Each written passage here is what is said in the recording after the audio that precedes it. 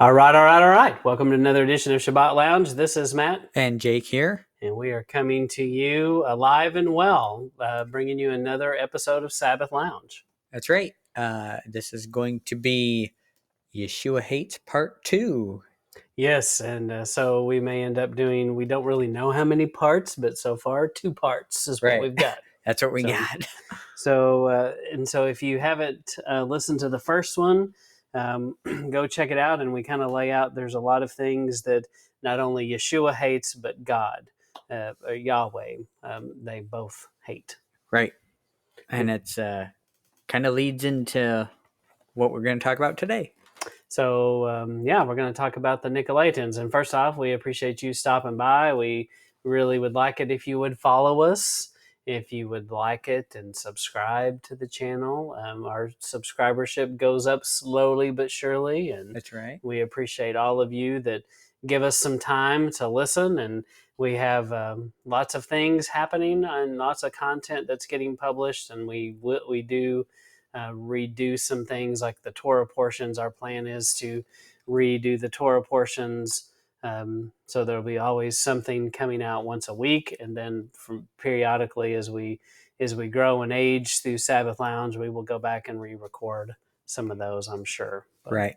Anyway, well, we appreciate you taking a listen at the Nicolaitans, and you may be asking yourself, what are you talking about? Who are the Nicolaitans? Right, and that's kind of why we're doing this one. Yeah, so we wondered the same thing. We saw some glimpses of who they might be, and that kind of... Right, we saw in part 1 that in Revelation it says that he hates the deeds of the Nicolaitans and the doctrines of the Nicolaitans. So we're like, oh, well, we probably shouldn't do that. Yeah, and so it's worth studying to know how we don't want to be like them, and so we may have to study them a little bit so we can make sure we're not like them. Right. So the Nicolaitans. So you can go research, and this one, then this is pretty easy. If you just go to Wikipedia, it takes just a minute, and you're going to find these really old dudes and that wrote these really old books. Yes, with these weird halos around their heads, and some people might call them saints, early church fathers, all kinds of things. We're not saying that we endorse these people and think that everything they said was right on, but we're saying it's scripture, right? But we're saying let's take a look at what other people said about the Nicolaitans to help us understand historically what people thought about. What people thought about them. Right. So, and I think that can kind of help paint a picture of who they are. So, Jake, would you read this guy? Yep. What he says about them? And he was like, I guess the date is 426, so it's a long time ago. Right. So this is, I guess, Irenaeus, something like that. So he says, John, the disciple of Yahweh, of Yeshua actually, preaches this faith, the deity of Messiah, and seeks by the proclamation of the gospel to remove that error which by Cerinthus had been disseminated among men, and a long time previously by those termed Nicolaitans, who are an offset of that knowledge, falsely so called, that he might confound them and persuade them that there is but one Elohim who made all things by his word. So, Jake, this does seem to imply that somebody in this group may not be what we would call monotheistic. Right. So, John appears to be trying to bring this knowledge, kind of disillusion someone of this false knowledge of multiple deities. And he's saying there's only one true Elohim, and he points him to Yahweh. All right, and then we'll go on, and we're going to look at another guy. And so, once again, this all comes from Wikipedia. If you want to check it out and see what it says, you'll see that it says the same thing. So, Jake, there's this other guy. Cerinthus. So this is the guy mentioned in the previous, from the Irenaeus guy. So he says, the Nicolaitans are the followers of that Nicholas, who was one of the 7 first ordained in the diaconate by the apostles. They lead lives of unrestrained indulgence. The character of these men is very plainly pointed out in the Apocalypse of John as teaching that it is a matter of indifference to practice adultery and to eat things sacrificed to idols. Wherefore the word has also spoken of them thus. But this you have, that you hate the deeds of the Nicolaitans, which I also hate. which we talked about in the previous episode. Right. And for scripture reference, if you go look at Acts chapter 6, you'll see this moment that he's talking about. And so history is not certain about Nicholas, and if he was clearly he was a good person, or he wouldn't At have some been point. chosen Right. here. And so he gets chosen, and so we don't know if he falls from grace or if people took something he said and ran with it and gave him credit for it. We've never We don't seen know. people twist someone's words No, no, to never. wickedness. Yeah, Right. never. So I kind of believe, unfortunately, the latter, that probably people twisted something he said, but we don't know. I don't know that we can know that from the information we have in the text, but anyway, it's interesting to see what these other people thought about him. Right. So this idea that they lead lives of unrestrained indulgence, we'll kind of touch on that near the end of this one, but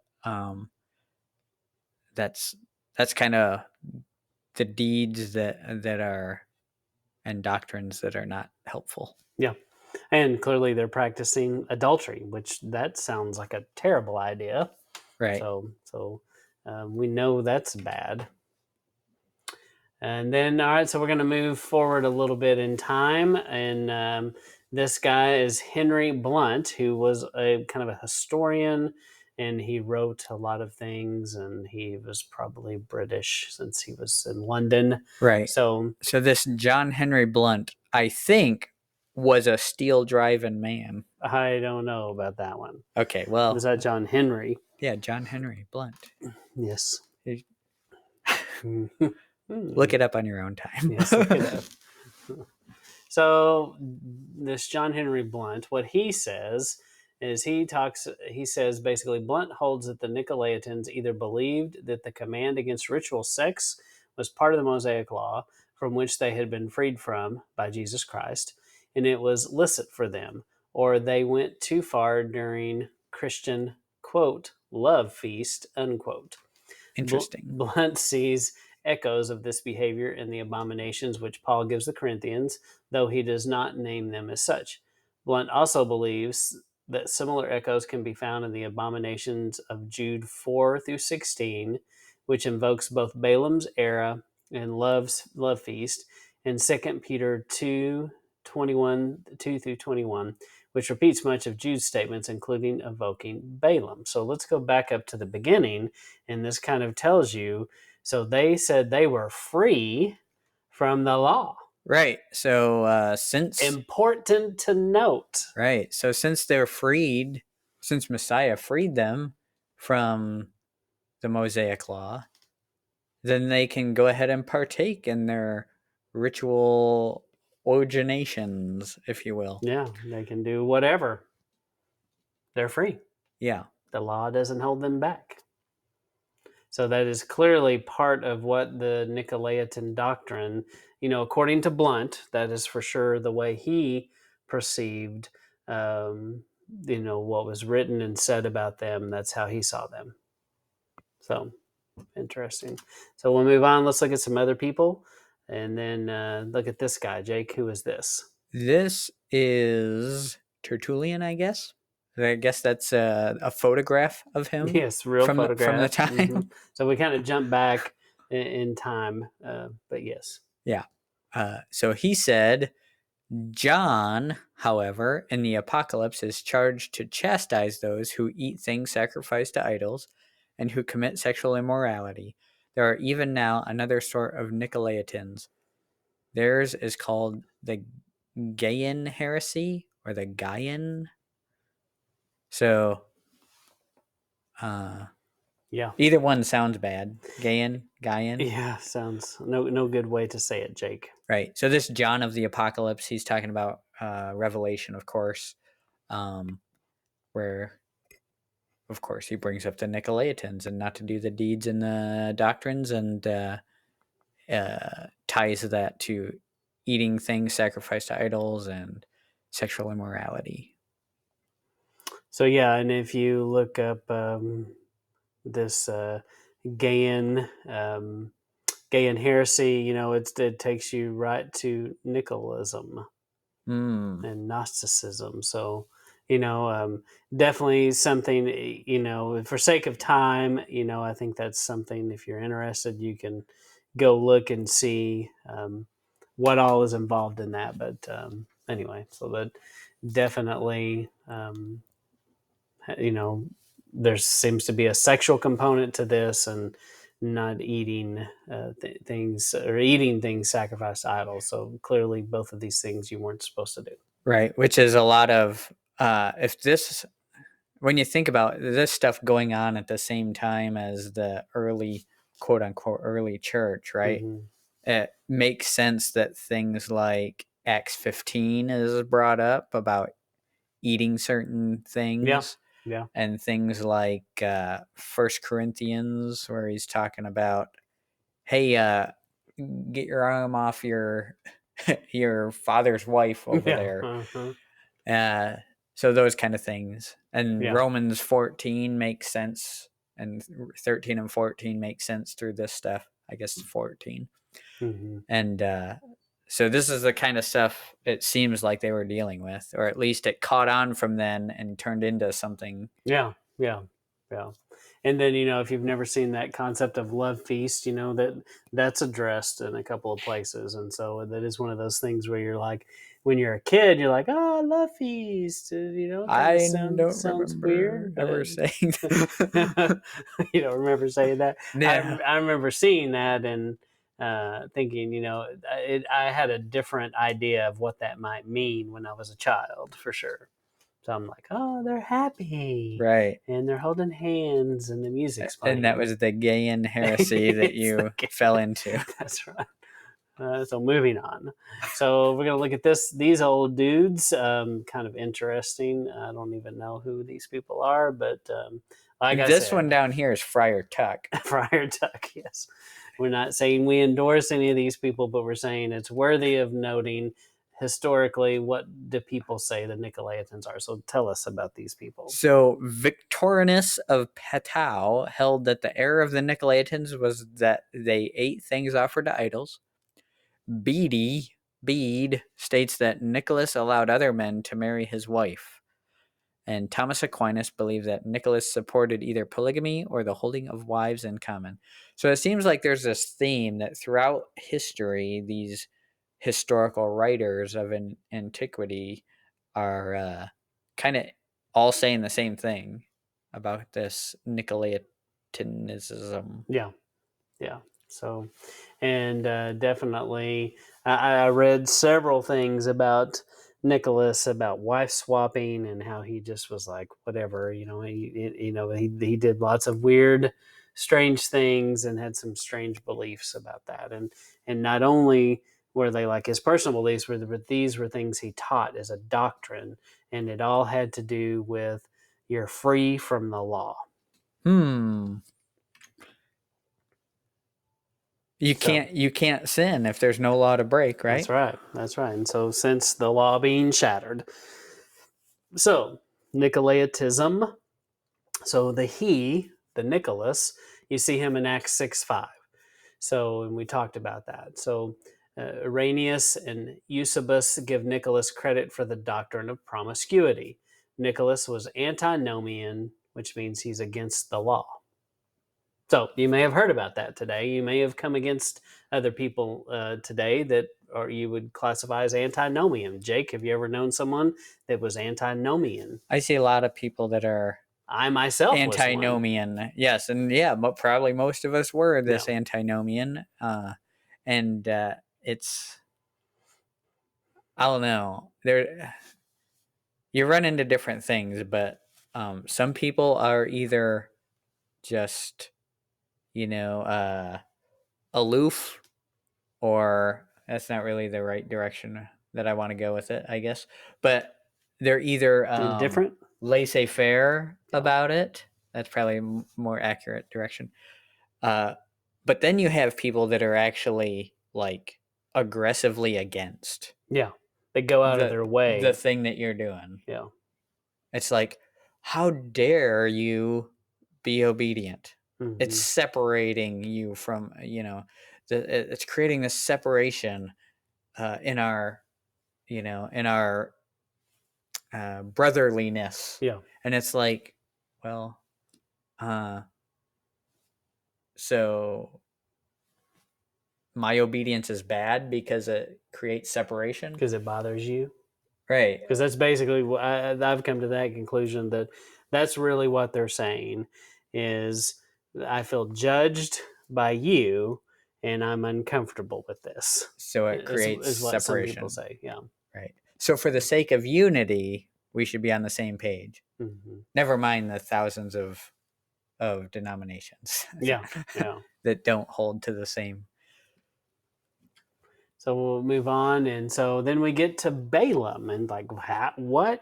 So hang on, Jake. I thought we were talking about Nicolaitan and Nicholas and who these people were, and now we're talking about Yeah, Balaam. yeah. It started with Nicholas in Acts, right? And then we go backwards to Balaam. Just like the church started in Acts, didn't Yes, that's right. The church starts in Acts. Not really. it? Right. I used to think that though. So basically, I put a quote from Donkey here. Donkey didn't really say this, but if the donkey could talk, he might say, "What, Jake?" He went where the money was. And who was the he? Balaam. Balaam. So Balaam was a prophet for profit. By the way, Jake, did we talk about that one time? We made a whole episode on Balaam, a prophet for profit. I And believe. if we were really good at internet, there would be like a link or the little video or something here, but they'd just pop up and yes. you'd just be watching it next. Yeah. Mm-hmm. But I don't know if we're that talented, but if you just Googled Sabbath Lounge, prophet for profit, you'd probably find him. Right. So in a way, he's like a prosperity gospel preacher. And mostly what I mean by that is he's a false preacher. The things he says are not true. Just like a prosperity gospel preacher would be not true. So he uses his knowledge of Yah to make money. He preyed on others, the others being the laity. Balaam was one of the elites, a ruling class lording over others. Ooh, that doesn't sound good. And so to even take it to another level, go back to the story of Balaam and Balak, and where did they spend most of their time in that story? They spent most of their time in Numbers 22 through 24. No, in the high places. In the high places. So which kind of in the people, and so it was Balaam, and was he hanging out with the commoner? Was Balak, was he like a common everyday Joe? I think Balak was a ruler of sorts. Yeah. Yeah. So who didn't care much for the Israelites. That's right. And so if you just put it in modern terms and look at this, so you're definitely dealing with what you would call the 1%ers or the ruling class, the elite class. Yeah, right. Not just rich, but these are the people that have the drivers and the private power airplanes right. today. So that's the kind of people that he was hanging out with, and that's who he aligns himself with. So Balaam. So today we're going to jump right to the corporate church. So in a lot of ways, a pastor can become a hireling for leveraging who they are and what they know in a position of authority, for which they get paid handsomely. Some can corporate. We're talking corporate church here. Yeah, we're not saying all of them, but as a whole, corporate church has become a money-making institution. It's become a business. Right. That's why many of us are here where we are today, because we got tired of seeing the business of church. Mm-hmm. So, and that's a whole nother thing. Yeah, but it's this idea of, I like the way you put leveraging who they are and what they know in a position of authority, because a lot of people, for some reason, get the idea that person up there at the head of the church, I can't know as much as him about the Bible, mm-hmm. when really you guys have access to the same text they do. Yeah. And you have access to the same Holy Spirit he has access to. Mm-hmm. And that's really all you need. Yeah. Yeah. And far too many people just sit in the pew and they listen to whatever someone tells them to do. And in fact, we live in a whole world today. We just recently saw it with some things that happened in 2020 where everyone just sit back and the experts said to do something and everybody just went, okay, we just have to do this now. And no one questioned it. Very few. And it's just what people do. They look to an expert and they want the expert to tell them what to do and how to do it instead of thinking for yourself. Yeah.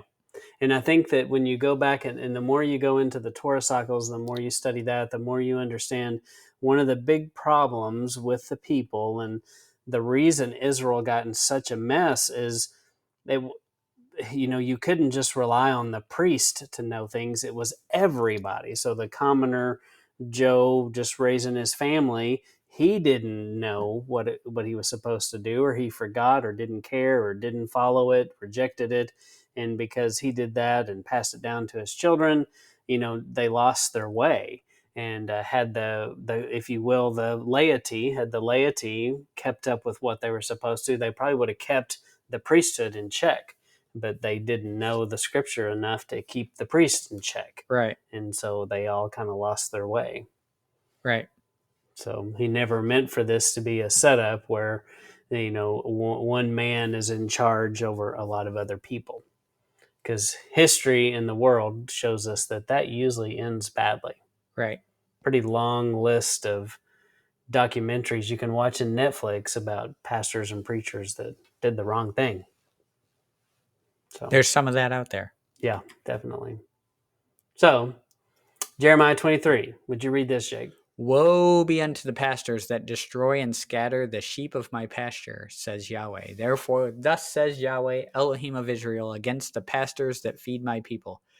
You have scattered my flock and driven them away, and have not visited them. Behold, I will visit upon you the evil of your doings, says Yahweh. That's not good, Jake. Not good. Don't want to be that guy. That's the people that see that you're pharisaical, that you say and do not do. Yeah. And they go, I'm out of here. There's no truth in this. Exactly. And then now they're a sheep in the wilderness. Yeah. All right. So once again, this is breaking the law. Balaam gave birth to a doctrine that went against the Torah, antinomianism. Ooh, almost like that ties into what we're talking about. Yeah. And so, step one, Jake, tell us about the steps. How did this happen? Well, you see, first, you'll see that Balaam tells Balak. That's not in the Numbers situation, but it's later on when they talk about what happened. So, to get the full story of Balaam and Balak, you gotta read like the whole Bible, and then you'll know more about it. Or just Google those words and see different places in the text where it mentions them, and it kind of sheds more light of what happened. That would be the easier way, a quicker way. Yeah. But yeah, so one of the steps was he would get them to eat meat sacrificed to idols, or like worshiping idols, worshiping other gods.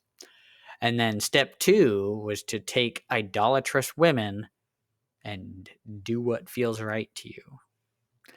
And so the idolatrous women would lead the men toward idolatry, wherein their meat would be sacrificed to idols. Yeah. So maybe it's 1 and 2. Maybe they're in the reverse order. Well, either way. Maybe. So Balaam seems to be a part of the Egyptian mystery, or the Egyptian magicians and the mystery schools. These ideas, so they end up in Greece eventually, which becomes Rome, and what would become the area of Pergamum, and later the throne of Satan. So, you can trace in history that these magician schools literally move from Egypt and bring all of their wickedness and all of their crazy ideas up there to Greece, because they followed the money.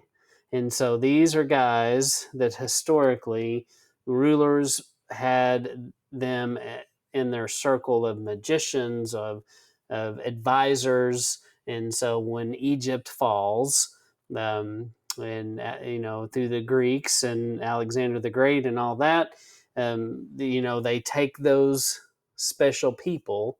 It's kind of like what the U.S. did with Project Paperclip, unfortunately, and it was nothing new. But they took those learned people and they brought them to their homeland, and like, oh, these guys are good, and they They just can help continue. us do that. Yes, they just continue the wackiness. And anyway, and so if you've never looked up what the throne of Satan is, Google that, see what that is, Right. because Yeshua speaks there and has some strong words, and you should know He's that. probably against it, right? Yes, he's against it, very much so. So, what is this, Jake? This is where the laity class and ruling class comes from. Part of this belief says the educated should rule over the uneducated. So, yeah, you have a class system being implemented with, hey, just do what we say. You'll be all right. Yeah, yeah. We're the experts. Trust the experts. So Paul seems to address this issue in his letter to the Ephesian church, who seem to have been obedient to to these teachings. So in the his here, we're talking about Nicholas. So it does seem like the Ephesian church had some issues with this. And then Jake, I was going to have you read this All section. right. It comes from Ephesians 5. All right. Be you therefore followers of Elohim as dear children, and walk in love as Messiah also has loved us, and has given himself for us an offering and a sacrifice to Elohim for a sweet-smelling savor. But fornication and all uncleanness or covetousness, let it not be once named among you as becometh saints. Neither filthiness or foolish talking nor jesting, which are not convenient, but rather giving of thanks. For this you know, that no whoremonger, nor unclean person, nor covetous man, who is an idolater, has any inheritance in the kingdom of Elohim and of kingdom of Messiah and of Elohim. Let no man deceive you with vain words, for because of these things comes the wrath of Elohim upon the children of disobedience. Be not you therefore partakers with them, for you were sometimes darkness, but now you are light in Messiah. Walk as children of light, for the fruit of the Spirit is in all goodness and righteousness and truth, proving what is acceptable unto the Master. And have no fellowship with the unfruitful works of darkness, but rather reprove them. For it is a shame even to speak of those things which are done of them in secret.